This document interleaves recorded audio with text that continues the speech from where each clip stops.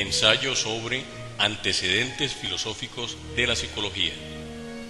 El racionalismo es hijo de la filosofía moderna, cuyo padre es el filósofo René Descartes, también conocido como Renatus Cartesius o Descartes, nacido en Francia en 1596 y muerto en Estocolmo, Suecia, en 1650.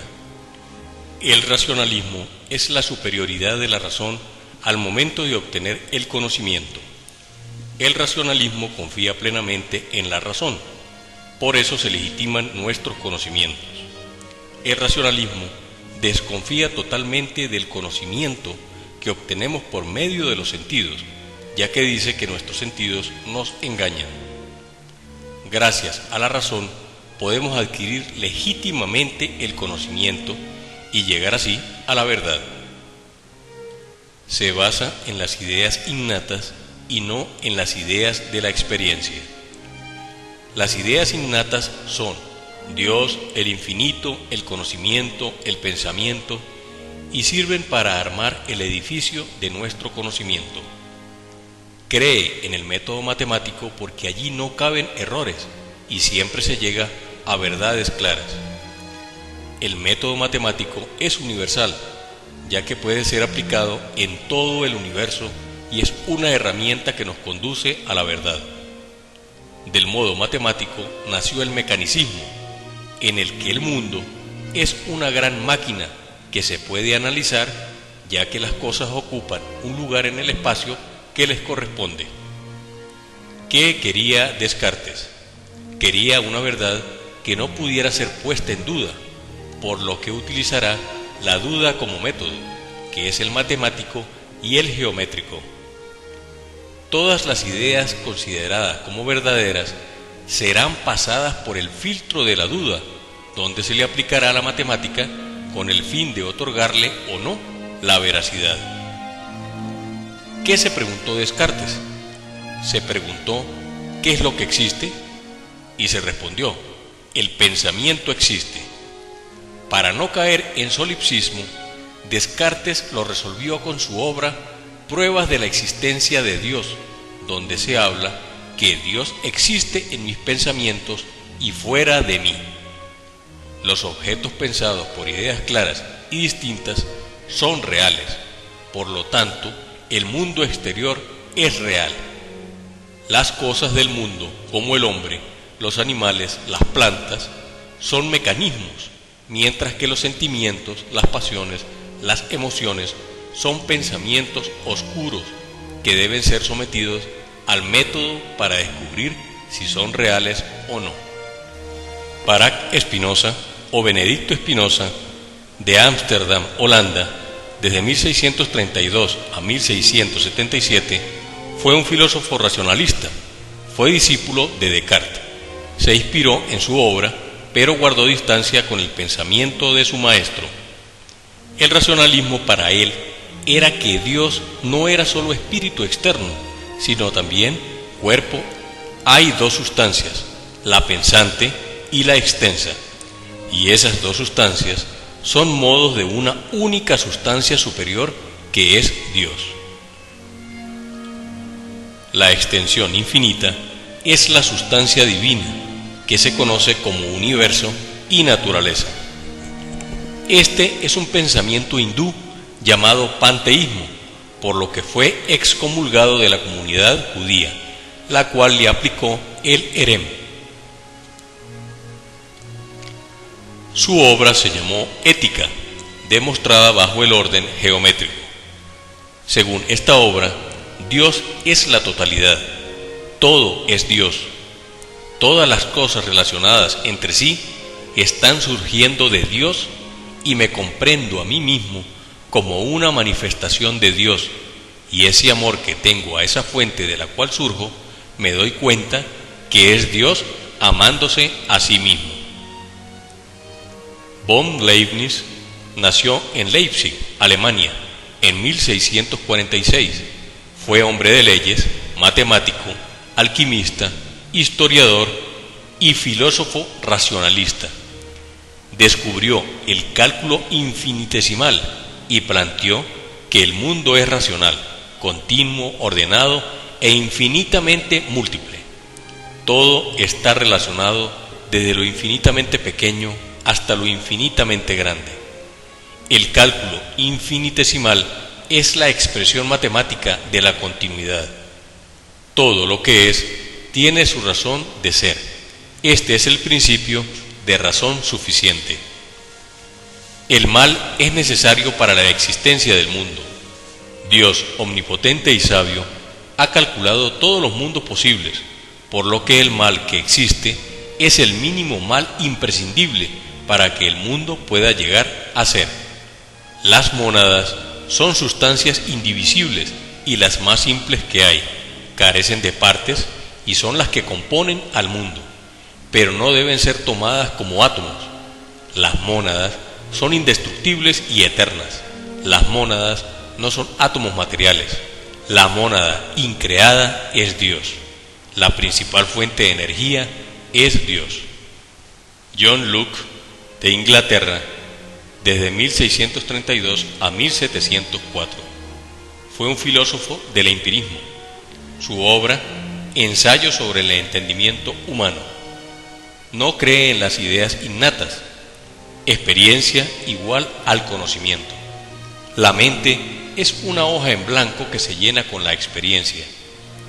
Esta experiencia viene de la observación por medio de los sentidos y por medio de operaciones de la mente a través de la reflexión.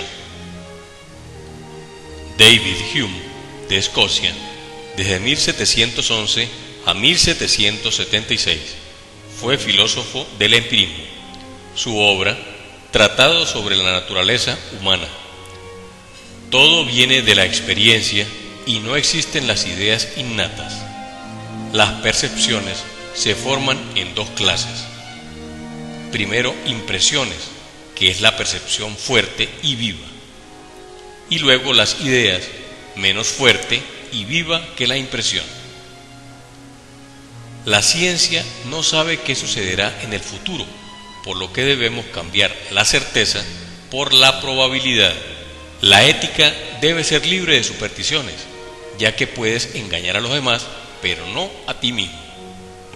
George Berkeley, de Irlanda, desde 1685 a 1753, fue un filósofo del empirismo, cuya teoría fue llamada inmaterialismo, donde la materia no existe, ya que todo es producto de nuestros sentidos. Si no lo percibo, no existe. Se puede creer en los otros seres humanos, porque nos hablan, y esto es algo que no está originado por el individuo que percibe, y como estas percepciones son similares para el que habla, entonces el mundo es idéntico o similar para todos. Todo conocimiento del mundo empírico viene de la experiencia, que puede purificarse eliminando el pensamiento y quedarnos solo con las percepciones. La meta de la ciencia es quitarle la razón a las percepciones humanas, purificándolas. Dios es el garante del orden de toda idea. Francis Bacon, de Reino Unido, desde 1561 a 1626, filósofo del empirismo que introdujo el ensayo en Inglaterra. Se debía estudiar al hombre y su entorno mediante observaciones detalladas y controladas, realizando generalizaciones cautelosas. Los científicos deben ser ante todo escépticos y no aceptar explicaciones que no se puedan probar por la observación y la experiencia sensible. Immanuel Kant, de Alemania, desde 1724 a 1804, fue el padre del idealismo trascendental, de donde nace que todo conocimiento exige la existencia de dos elementos. El primero, externo al sujeto, que es el principio material, y el segundo, el propio del sujeto, que es el principio formal, en donde pensamientos sin contenidos son vacíos, y las intuiciones sin conceptos son ciegas. Sin sensibilidad nada nos sería dado, y sin entendimiento nada sería pensado. David Hartley, de Inglaterra, desde 1705 a 1757, padre de la psicología asociacionista, en donde la sensación y los movimientos tenían que ver con el cerebro, la médula espinal y los nervios, mientras que las ideas dependían exclusivamente del cerebro. La asociación es el proceso básico de la dinámica de la vida mental. Thomas Hobbes, de Inglaterra, de 1588 a 1679, su obra Leviatán, absolutismo político en la que todos los hombres somos iguales por naturaleza.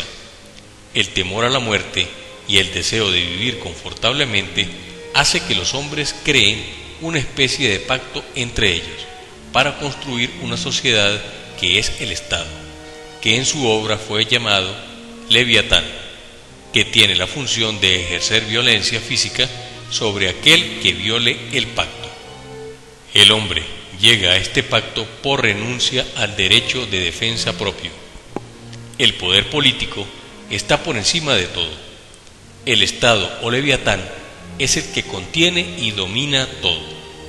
Auguste Comte, de Francia, desde 1798 a 1857, fue el creador del positivismo y de la sociología, cuya obra fue Curso de Filosofía Positiva, en donde existe la ley de los tres estadios: teológico, fuerzas divinas; metafísico, fuerzas abstractas; y positivo, la existencia de la ley universal y el método científico.